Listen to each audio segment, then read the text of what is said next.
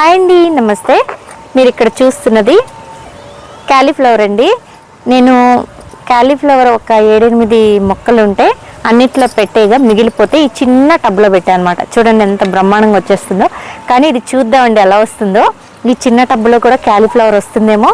మనం ఫ్లవర్ వచ్చిన తర్వాత కూడా నేను మీకు మళ్ళీ అప్డేట్ ఇస్తాను. క్యాలీఫ్లవర్ మొక్కలు చిన్న టబ్స్లో పెట్టాను అనమాట ఈ విధంగా. అయితే ఒక మొక్క మిగిలితే ఇందులో పెట్టానని చెప్పాను కదా, కానీ ఇందులో చాలా ఫ్రెష్గా ఆకులు చాలా బాగా అనిపిస్తూ ఉంది. అది ఎక్స్ట్రాగా ఫీల్ అయ్యి నేను పెట్టాను అనమాట, పడేయడం ఇష్టం లేక, టబ్బు లేక అన్నట్లు.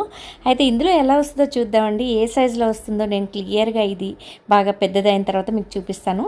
ఈ టబ్లో చూడండి సరిగా రావట్లేదు. పక్కన ఒక బచ్చలి కూర మొక్క వచ్చింది, అలాగే వంగ మొక్క వచ్చేసింది. ఇదైతే చూడండి చిన్న టబ్ అనమాట. దీనిలో క్యాలీఫ్లవర్ మొక్క బ్రహ్మాండంగా పెరుగుతుంది. ఈ షార్ట్ కనుక మీకు నచ్చితే పోరంకిస్ గార్డెన్ ఛానల్ని లైక్ చేయండి, షేర్ చేయండి, సబ్స్క్రైబ్ చేయండి.